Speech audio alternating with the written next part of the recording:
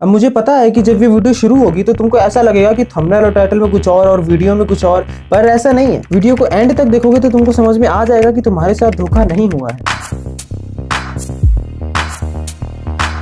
तो what is the right questioning? तुमने Sandeep Maheshwari sir से या कहीं ना कहीं से तो ये जरूर सुना होगा कि questioning is the beginning of intelligence. पर यहाँ पे भी एक बहुत बड़ा गैप है कि questioning is the beginning of intelligence, पर क्वेश्चनिंग भी दो तरह की होती है, राइट क्वेश्चनिंग और रॉन्ग क्वेश्चनिंग। अब रॉन्ग क्वेश्चनिंग क्या होती है, इस पर भी बहुत जल्द एक वीडियो शायद आ सकता है, पर अभी के लिए राइट क्वेश्चनिंग क्या होती है ये जानने से पहले हम ये जानेंगे कि अगर हमको अपने आप से राइट क्वेश्चंस पूछना नहीं आता है तो हमारे साथ क्या क्या गलत हो सकता है। सबसे पहले तो ये होगा कि हम अपने आप को खुद से ही नेगेटिव फील करा देंगे, और सबसे बड़ी बात कि जब हम अपने आप से रॉन्ग क्वेश्चनिंग कर रहे होंगे तब हमें ये पता ही नहीं होगा कि जिस तरह की क्वेश्चनिंग मैं खुद से कर रहा हूँ वो सही भी है या नहीं। पर इस वीडियो में मैं जो तुमको समझाने वाला हूँ उसे अगर तुम प्रॉपरली समझ गए तो इन दोनों में फर्क करना तुम्हारे लिए थोड़ा सा आसान हो जाएगा। खुद से सही तरह के सवाल पूछना एक तरह की अवस्था है, एक तरह का स्टेट ऑफ माइंड है, जिसमें एक बार तुम चले गए तो तुम अपने आप से चाह के भी गलत क्वेश्चंस नहीं पूछ सकते। क्वेश्चनिंग का सीधा कनेक्शन है डाउट से। अगर तुम्हें अपने आप पर डाउट नहीं होगा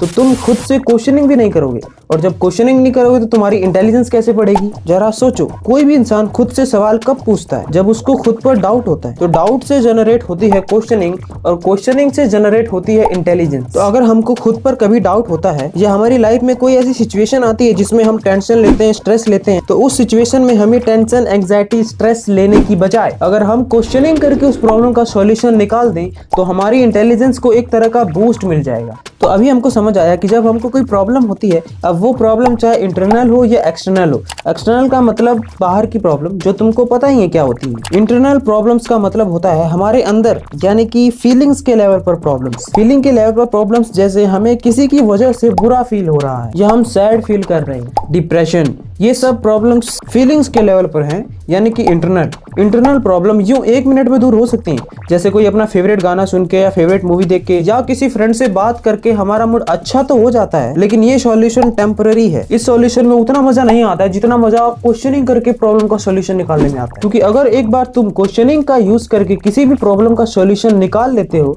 तो सबसे पहले तो वो फीलिंग कमाल की होगी। यानी कि जब हमारी लाइफ में कोई प्रॉब्लम आती है तभी हम अपने आप से क्वेश्चनिंग करते हैं, नहीं तो नहीं करते हैं। फॉर एग्जाम्पल, कभी अपने आप से तुमने ये पूछा है कि आज मैं इतना खुश क्यों हूं? नहीं।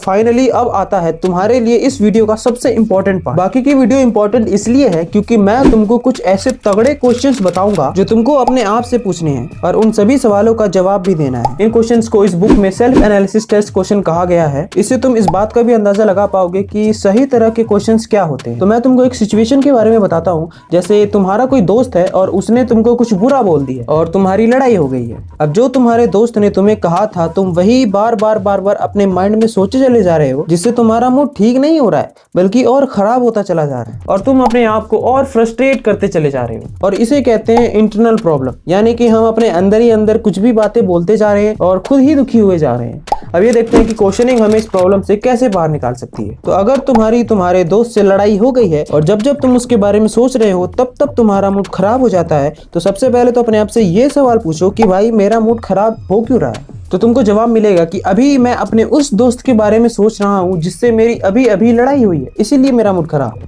अब तुमको फिर से क्वेश्चन करना है कि अच्छा, तो अब लड़ाई हुई है तो इसमें सच में एक्चुअली गलती थी किसकी? अब यहाँ पे ध्यान रखने वाली बात यह है कि क्वेश्चनिंग करते वक्त तुमको बिल्कुल अनबायस्ड होकर क्वेश्चनिंग करनी है। उस सिचुएशन को एज अ थर्ड पर्सन देखना है।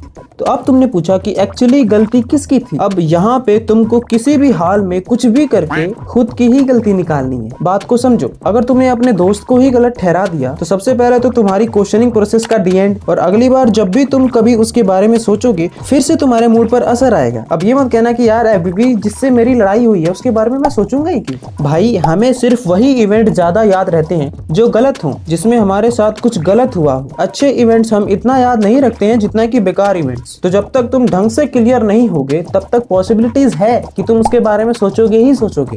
तो अब तुमने अपने आप से क्वेश्चन किया कि गलती किसकी थी, तो अब यहाँ पे तुमको अपनी ही गलती निकालनी है। और वैसे भी यार कभी कभी हम ही ऐसा कुछ बोल देते हैं जाने अनजाने में जिसकी वजह से लड़ाई शुरू होती है, जो हमको नहीं दिखता है या फिर हम देखना नहीं चाहते। वो तभी दिखेगा जब हम क्वेश्चनिंग करते वक्त खुद की भी साइड ना लें।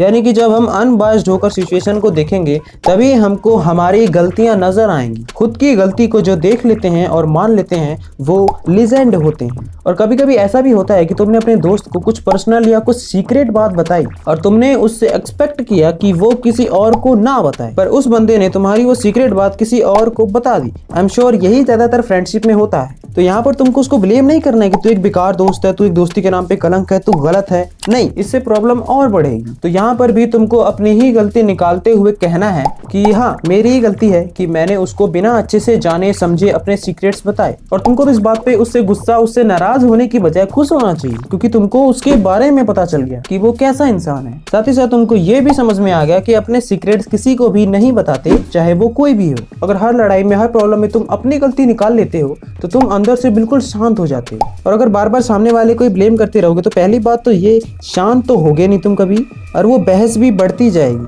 क्योंकि दोनों एक दूसरे की ही गलती निकालने में लगे होंगे। अगर दोनों में से जो समझदार होगा तो वो क्या करेगा कि हाँ भाई मेरी गलती है, सॉरी, वही लड़ाई खत्म। और इसको डरना नहीं, इसको समझदारी बोलते हैं। अगर हम एक दूसरे को ही गलत ठहराते रहेंगे तो वो बहस एंडलेस होगी। तो जो क्वेश्चनिंग हमको धीरे धीरे क्लियर करती चली जाती है, हमको हल्का फुल्का करती चली जाती है, टेंशन फ्री कर देती है, इन शॉर्ट जो क्वेश्चन पूछने से हमारी प्रॉब्लम सॉल्व हो जाती है, उसे हम राइट क्वेश्चनिंग कहेंगे।